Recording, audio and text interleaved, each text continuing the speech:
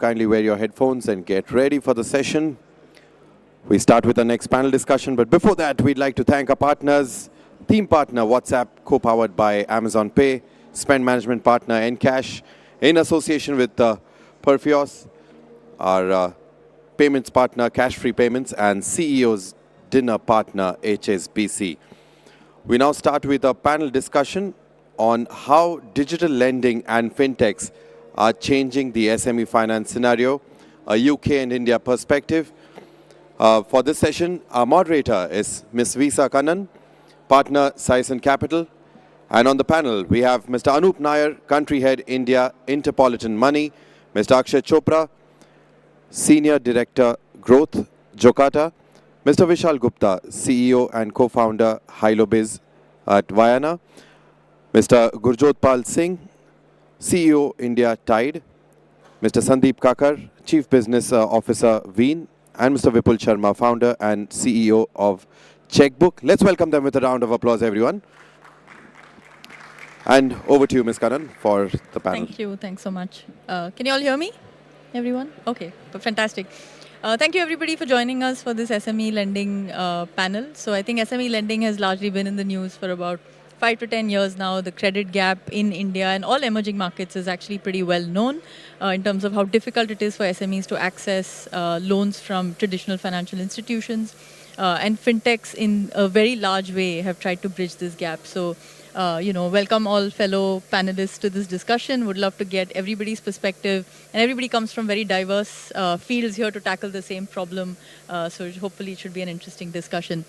So just to, I think, kick things off, let me go to Vishal. And if you can, lay out what the problem statement is, what fintechs are doing to help, and just kick us off into this ride would be lovely. Sure. As fintechs, right, within the SME world, the whole supply chain ecosystem, fintechs are essentially expected to go few miles deep into the SME's life, understand their day-to-day trade, and I guess then effectively the credit can be laid, essentially the segment that we are talking mid-tier and going into the long tail. What is missing and what has been missing all this while for the traditional banks and the FIs is largely access to data. What is that these SMEs do? Whom do they deal with? Whom do they sell to? Whom do they buy from? That visibility is very rarely available, or it's highly unorganized. It's in possibly 5 different tools and 10 different systems, or possibly just on the piece of paper for the segment of SMEs essentially that we are talking of. See it as wholesalers, distributors, traders, regional manufacturers, going long tail into retailers, micro distributors. I mean, that's the segment essentially, just to lay out the position that within the value chain that at Hylobiz we address. And to be able to handle that, I guess from fintech's perspective, what we always looked at it is go after solving the 4 C's problem of these SMEs. And these 4 C's being help them ease out on their day-to-day commerce. So basically you need to be there on the day-to-day transactions of this SME, ease out their commerce, which is their day-to-day trade documents, orders, invoices, purchases and stuff. Second C, ease out on their cash flows, basically their collections, their payouts, and digitize it through, again, being as much as invisible that you can be. And both these pieces are possible today through connected ERP APIs, through connected banking APIs. We can look at commerce getting digitized. We can look at banking getting digitized, AR and AP getting digitized. Third C, as and where applicable, is largely the compliance, wherein in an infrastructure that India kind of nation provides, GST data is available, e-way bills, e-invoices, plug into that, solve that side of the problem, and again, be on the flow of the transactions for these SMEs.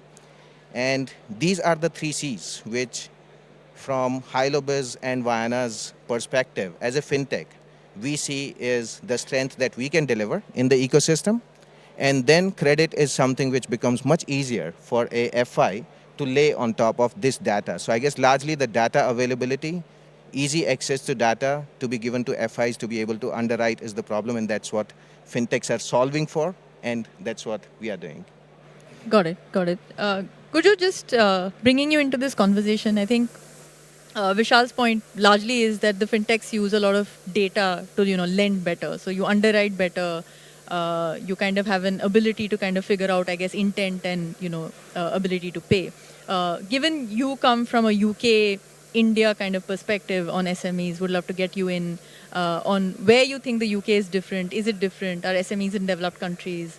Are they ahead of us in terms of where the credit gap is? What does India do to get there from a fintech landscape perspective? Sure. As he said, it's very important to get the digital footprint for SME, for anybody to underwrite and lend efficiently. That is an important problem to solve. But how do you get to that? So in UK, we are the largest challenger bank focusing on SMEs. We have close to 9% market share there. Now, how did we manage to do that? Was that we were present where a SME needed us. So we start with, offering him a financial platform when he needs it very quickly. So we, do everything digitally and enable him with a financial platform so that his pay-ins, payouts of the business start. From there on, we play important role in their journey of getting organized. So the new to organized and unorganized to organized are both very important TGs for us.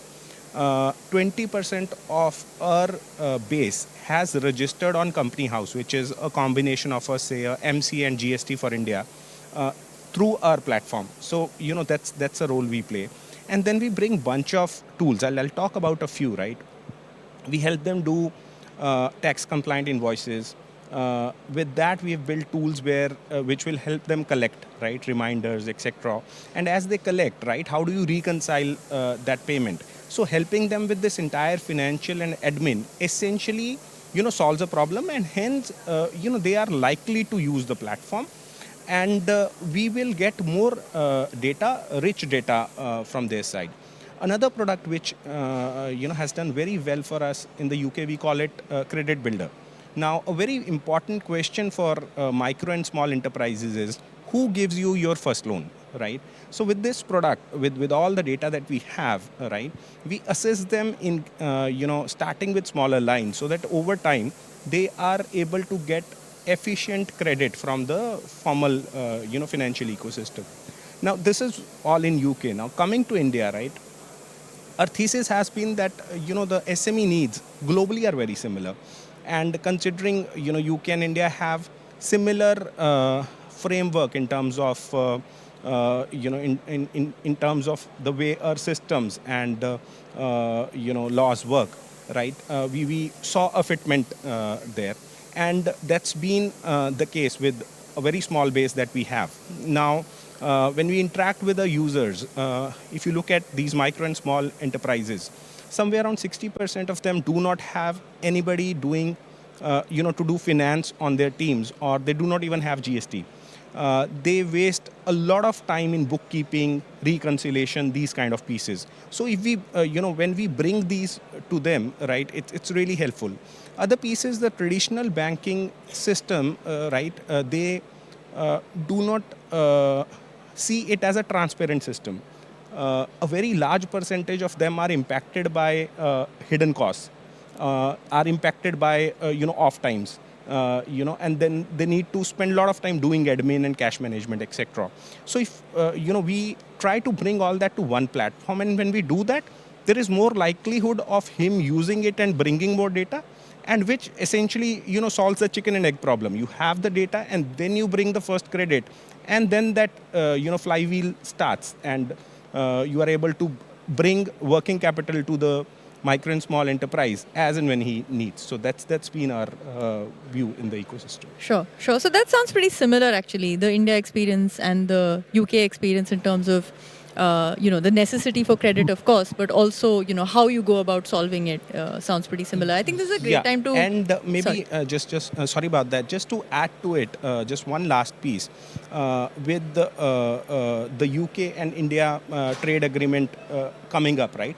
I think it's, again, a very good opportunity for somebody like us to have SMEs on both the sides, do business in a very organized way. So that's also a Yeah. great opportunity we see and a focus area for us. Great. I think, like I said, great time to bring in Vipul. In terms of, I think what Gurjot mentioned was a lot of SMEs, and I think we also know this intuitively in India, right? They're not ready for any sort of data services because they don't have the entire platform ready, or they don't have preparedness to access financial services. And we know that you've been trying to solve this problem for a couple of years now. So, what is your perspective on this readiness to access financial services?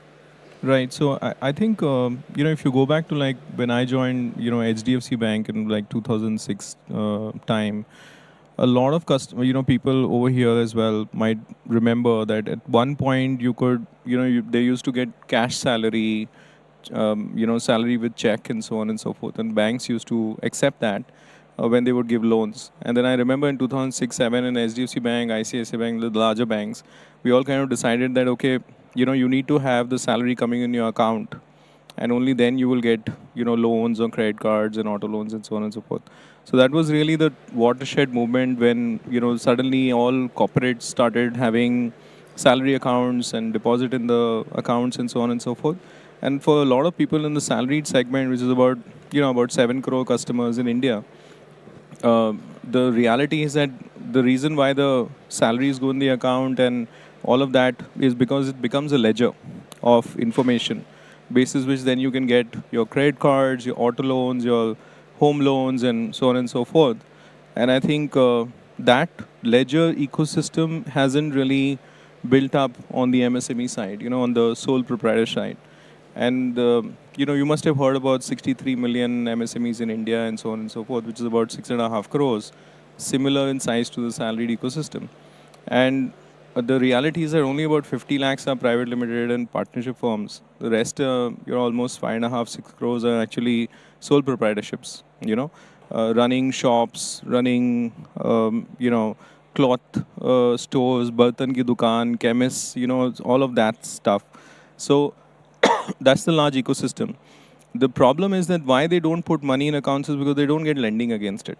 Just like if you weren't getting your home loans and I wasn't getting my home loan, auto loan, I would be like, why should I get money in my account, right? So I think the reality is that that's the culture we need to give. And there's a catch-22 situation there where larger, older banks at times have said, oh, once you have like a 1 crore turnover, 2 crore turnover, then I'll open your current account, I'll let you have access to lending, and so on and so forth. And that kind of becomes a very weird situation because the customer actually, the Kirana store owner, for example, actually needs lending to be able to get to that turnover. So that's catch-22 is what we're trying to solve for by really giving him the opportunity to open sort of a digital account, right, a current account. So we let customers open a current account in 3 minutes. Traditionally, it takes almost a month to open a current account. We're able to give him access to lending from the get-go. And we give him what we call needle mover loans, 3 lakh, 4 lakh loans.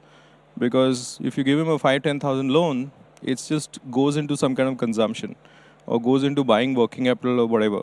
But needle mover loans allow him to actually modernize a shop, actually get into a new distributor relationship, or get into a new ancillary business. We have customers who are at a grocery store, and then they set up a kitchen at the back, and now they are also making food and delivering in the ecosystem. So I think that is transformative for the customer and actually leads to higher revenues. So similarly, we give insurance. So we have an insurance broking entity, which is a 100% subsidiary.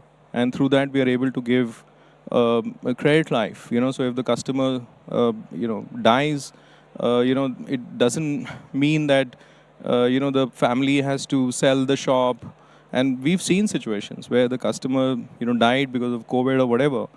And the son, they had to pay off the loans, they had to sell the shop, and the son became an Ola driver. It's unacceptable. It's a generational loss. So how do you kind of fix that is where we come in. We're like, okay, you got insurance. If something happens, unfortunately, your loan is covered. You continue on your path, right? Giving shop insurance in case of a burglary or fire, it can get protected. So all those things, so these are sort of the building blocks of it. Build the ledger of the customer through accounts, current accounts. make it super simple for him to open it, which we've done. Give him access to lending so that he has needle mover loans, which actually increase his revenues and allows him to increase his turnover. And of course, give insurance. So these are the three main sort of blocks that we have. We feel are super important for almost 6.5 crore customers.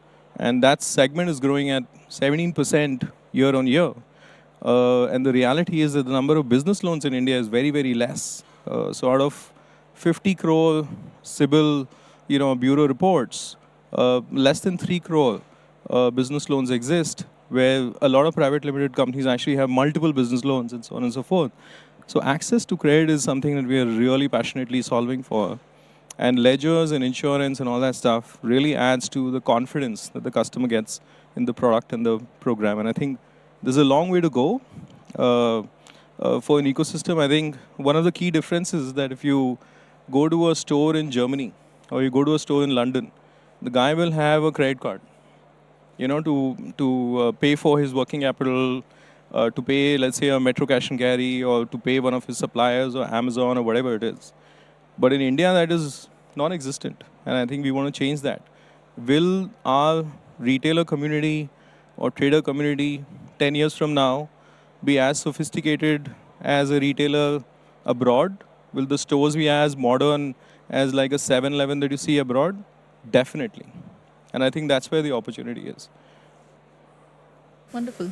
Thank you so much. I think the three of you have kind of spoken about more global format in terms of, how do you digitize the MSMEs and SMEs? You get rich data from them and then you lend on the back of that. Would love to get in, Sandeep on the supply chain invoicing and enabling that ecosystem as a specific loan product. And after that, maybe Gurjot, you can talk about the BNPL part of it. Would love to kind of just deep dive a little bit into types of kind of loans in the MSME ecosystem. Sure. So, basically, MSME, to my mind, is in an ecosystem is two kinds. Okay, there are manufacturers who supply to large corporates and medium corporates, and there are the distribution channel. There are distributors, sub-dealers, retailers. Now, if you look at the ecosystem today, it's massive. And if one adds the turnover of companies above 1,000 crores in India, okay, on the sales side, it probably back of the envelope calculation should come to approximately 6 to 7 lakh crores, okay. And if I look at the procurement side, SMEs supplying to large corporate across different tiers, tier 1, tier 2, tier 3, that should also probably add up around 2 to 3 lakh crores. The supply chain finance book today by the top banks and the few top NBFCs today, approximately, is about 80 to 90,000 crores. Now, you see the massive gap which is available to finance. For the simple reason why this is not happening is because most of the banks have only touched the upper layer of the pyramid. Everybody is looking at a direct distributor, large distributor of HLL to finance. Nobody is actually looking at a small sub-dealer or a retailer. Things are happening, there is a change happening. And to my mind, the only way to solve this is that there has to be more and more lenders coming into this space, okay? And it also solves a problem for the SME because most of these, the long tail SMEs borrow unsecured BL for about 3 years and actually put in for working capital use. So there is a massive asset liability mismatch they're undertaking.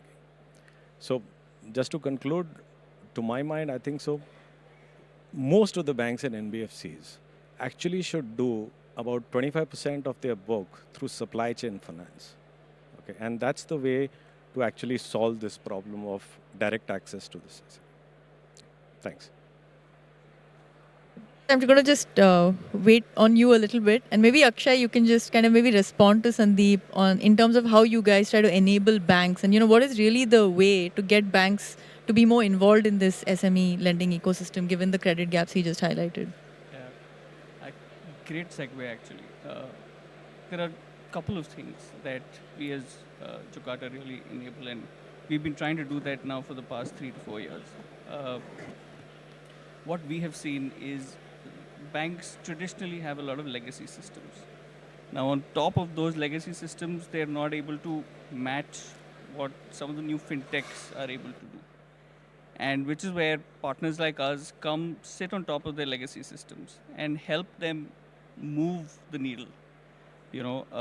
A typical SME proposal would take, a small ticket proposal would take about 4 to 5 days just to get logged in into a typical legacy system. And a larger ticket SME proposal would be anywhere between 10 to 15 days. Now, data solves a lot of that. We did speak about data coming in very quickly and solving for that. But systems that sit on top of the legacy systems really enable a lot of that to move faster within a traditional bank, which didn't happen. And today we are seeing, some of the journeys that we enable. We are seeing small ticket really being STP, and most of the borrowers now getting loans in literally 3 to 4 minutes if we solve for some of the KYC problems. So ETB, NTB, there is always that, but we are seeing that happen now. Proposals for larger ticket because of the data being available and systems now accessing and collaborating or getting all of that data together, helping the bank take a decision faster is getting the RM or the customer a decision in less than 10 minutes for a larger proposal. Our research has shown that it's not important to get the money in the bank in that time, but it's about how fast can I tell you that I'm willing to give you a facility. And that for us has been how we've enabled traditional banks really change that. Another aspect that we have enabled is decisions were largely taken, if you had to take a GST return earlier, it would be 12 months of GST returns physically entered into a system. But with one OTP now, you can actually understand the entire business behavior of that entity. So we're now enabling the whole decision life cycle as well. Not only the whole process life cycle, but the decision life cycle. And which is where traditional banks are now trying to get much better at what they've been doing. So I think two primary aspects there. Got it.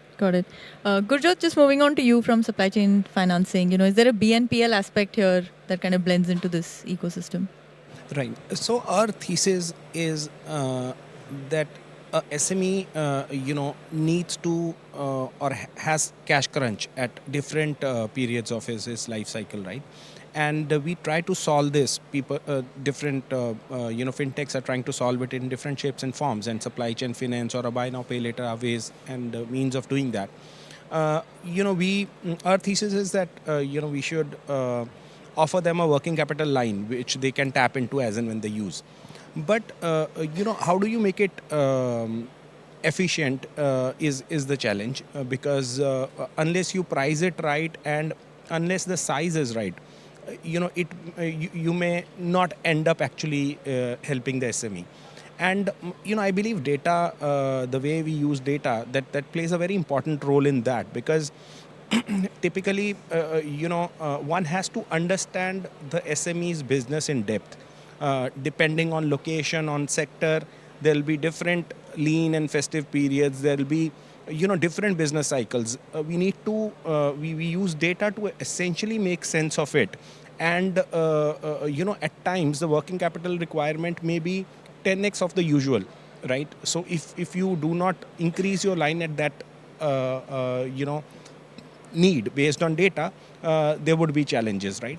And then having good view and access to the receivables, I think that's important, and it automatically then solves the problem of collections, etc.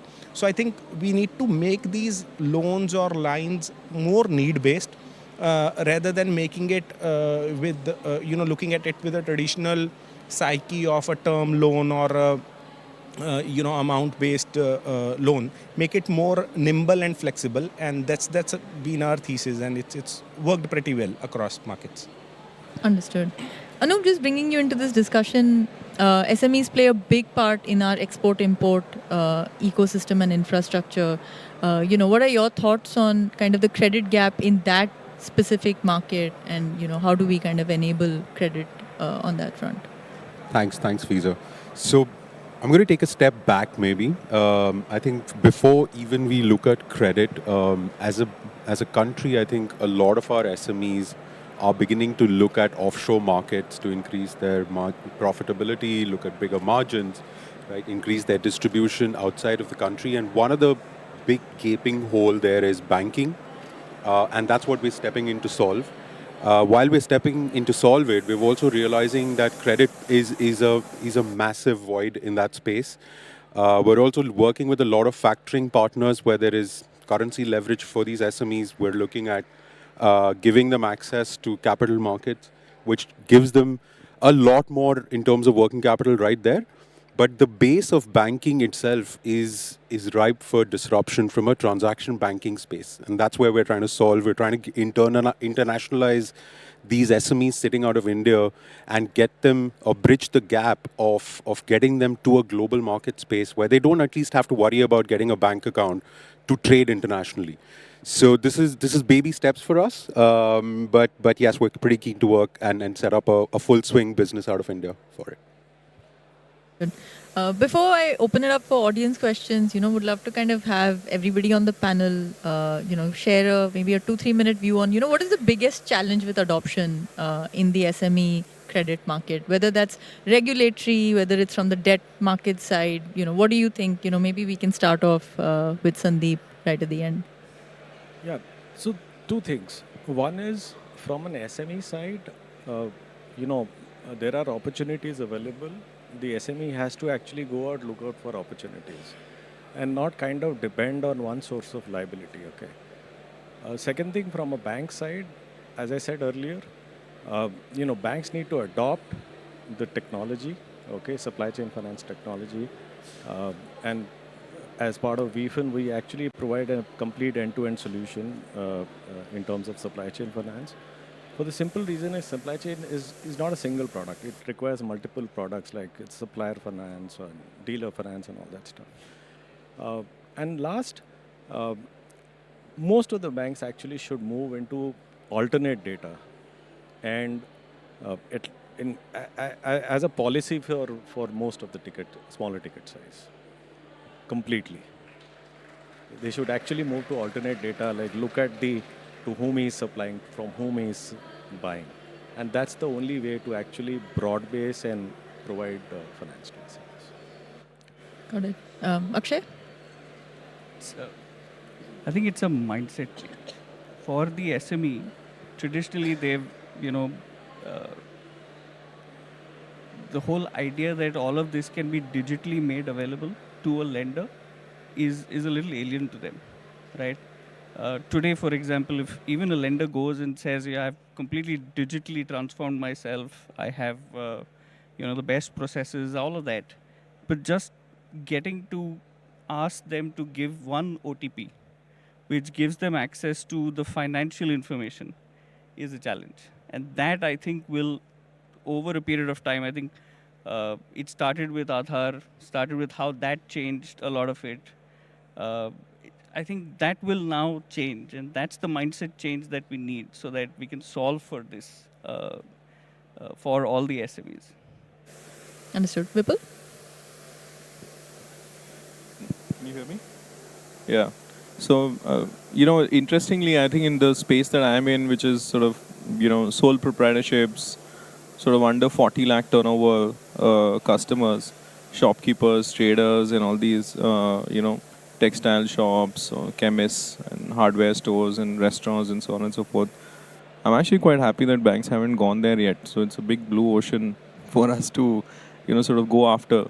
And the other thing is that there's, even though there are sort of lenders who are, obviously doing stuff for this ecosystem, the gap is extremely large. Most of our customers have some of the exposure to a money lender today on the lending side.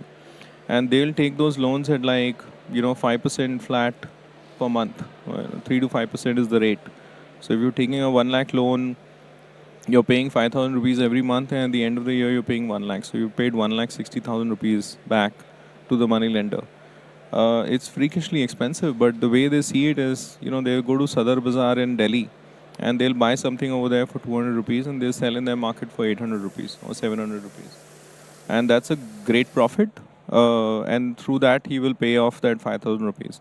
So the Indian, the dukandar or the shopkeeper or the trader or the distributor is a very smart guy. And they've been doing business for thousands of years.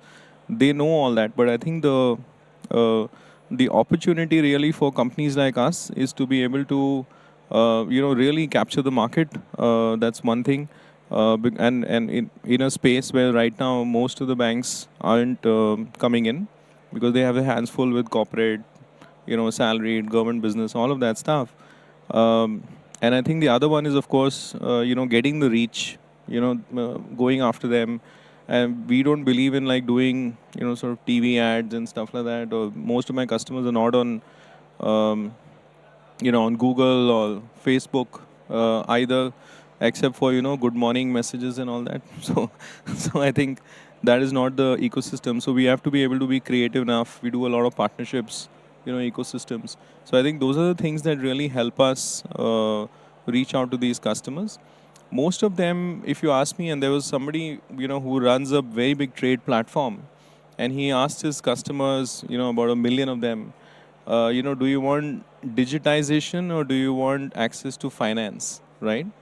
And 80% said they want finance, because digitization is like a very interesting word, but nobody really understands what that actually means.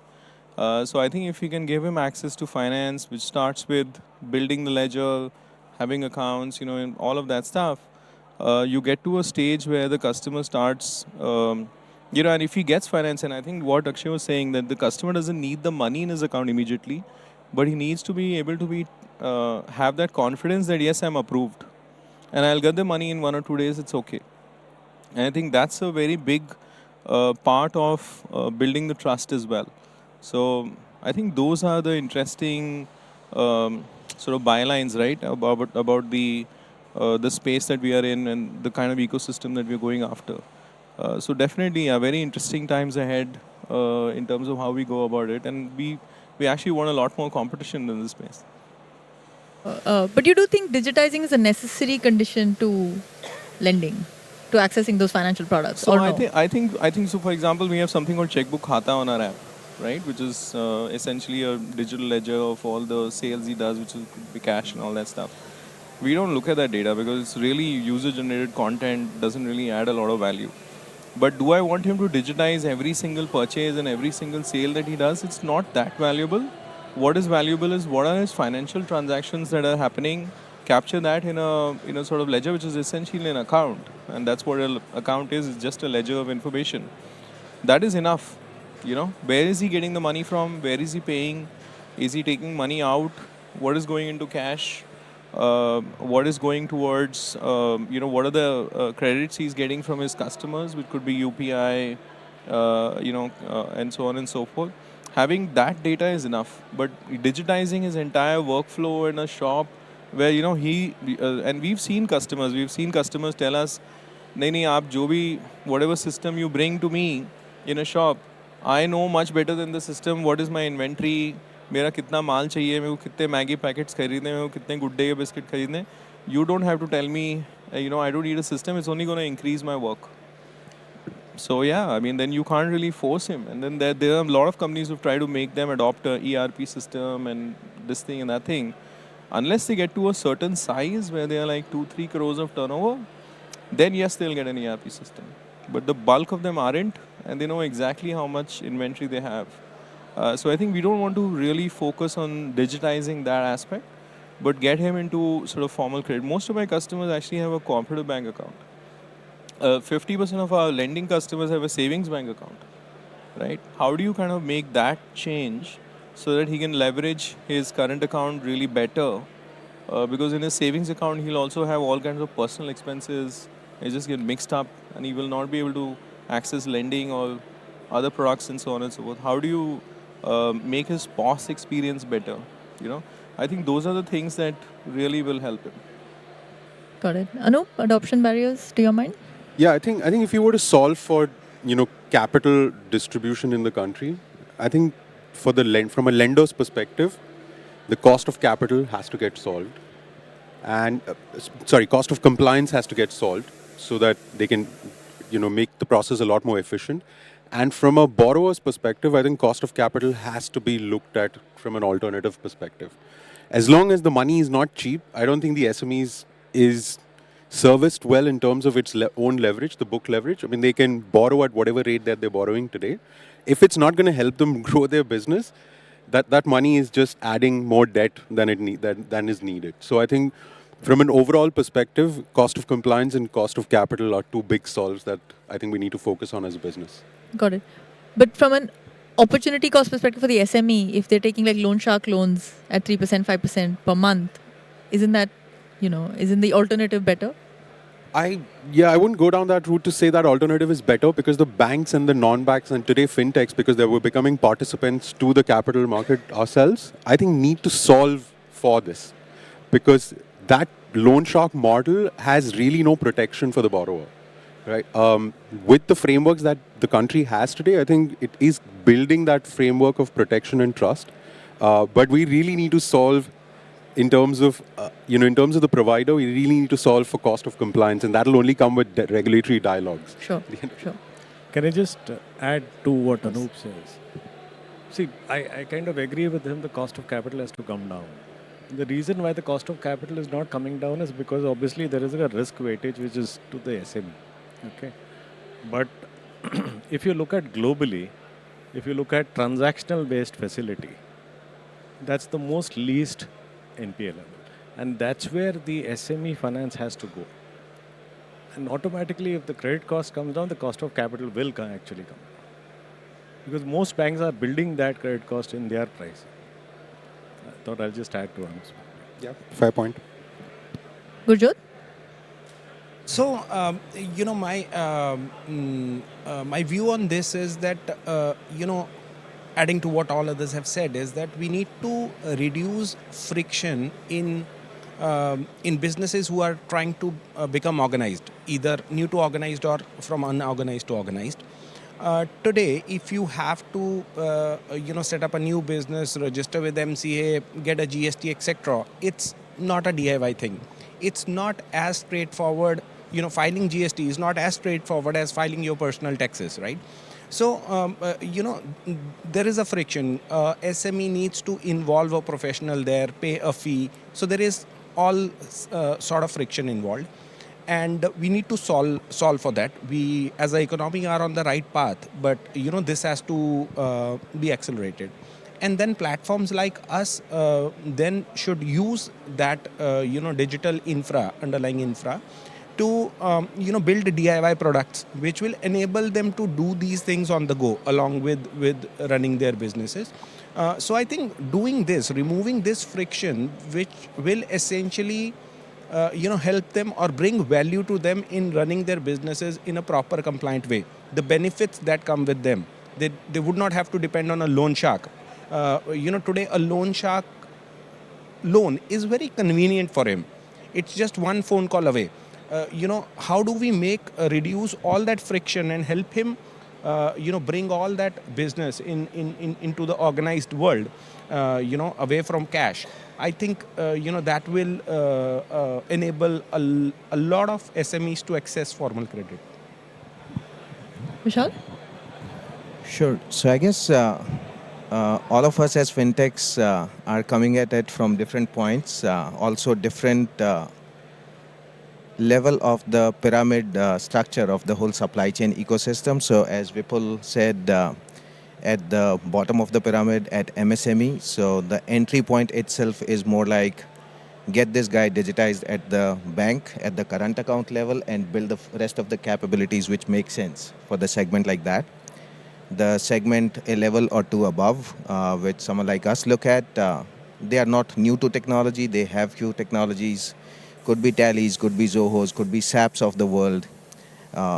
So key remains for us as fintechs to basically embed into their business deep inside. one way or the other. So entry point could be a bank account, a card, or a automation system wherein we get plugged into their ERP systems on one side and not really sell a new bank account or a new card, but get connected into their existing bank account and the card, whatever they have. And these are two different segments within the pyramid. This essentially addresses the alternate unstructured data, which Sandeep covered, almost everyone spoke about. So I guess that's possibly the barrier one, which we are all going after. That's what all the FIs are asking for too, and that's what we're working for. Second, which Sandeep briefly covered, even look at each of these segments, even down the pyramid, in a way the supply chain financing had been done. So look at them as a seller and a buyer in the ecosystem. Look at two nodes coming together rather than a standalone SME.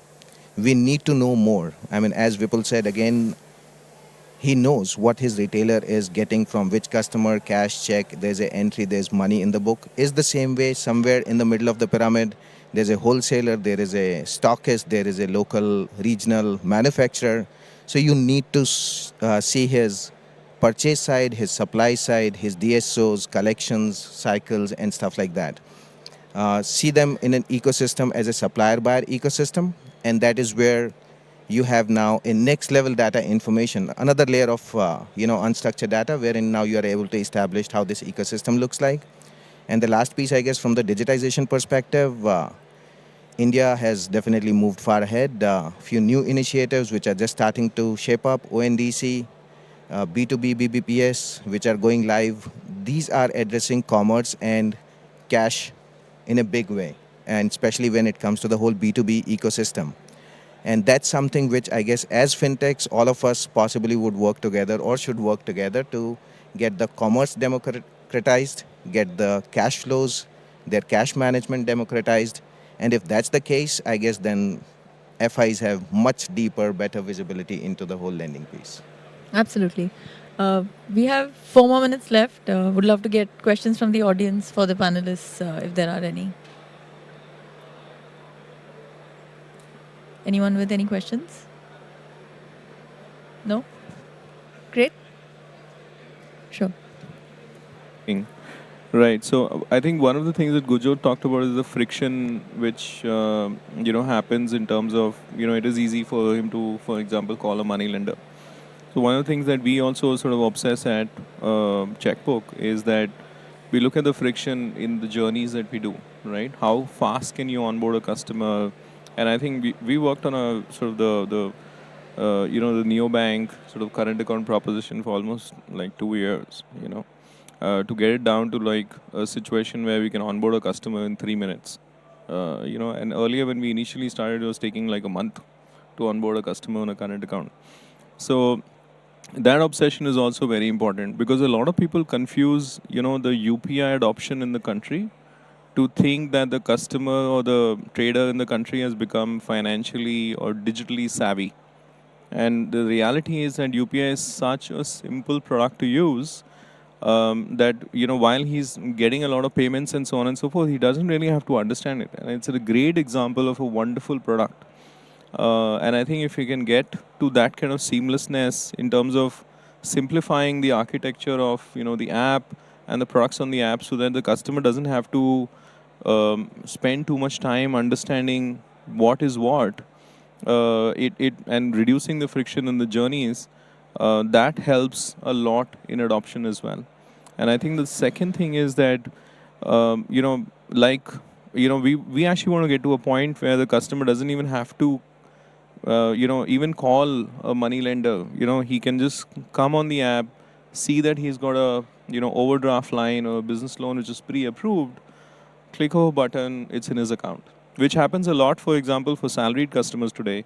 They have a credit card, right? So they know they have, 3, 4, 10 lakhs, 15 lakhs of credit available. You can use it in an emergency. And they also have pre-approved auto loans, pre-approved limits, and so on and so forth. You can get them in emergencies. Sometimes the apps don't work. That is another point.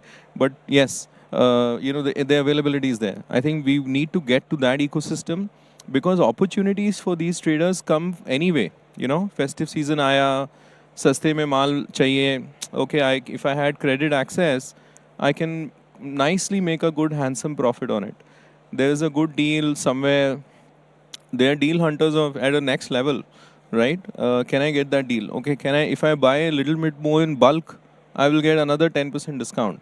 All that calculation is continuously happening, and all of it adds to his bottom line. So how do we kind of empower that? Is really, the next level challenge. Absolutely. I think treating B2B customers as B2C customers in terms of, having that frictionless onboarding and, providing products to them which are easy to use is absolutely, I think, one of the things that will help solve this. Thank you so much, everyone. Thank you for being here and sharing your views. This was really lovely to moderate.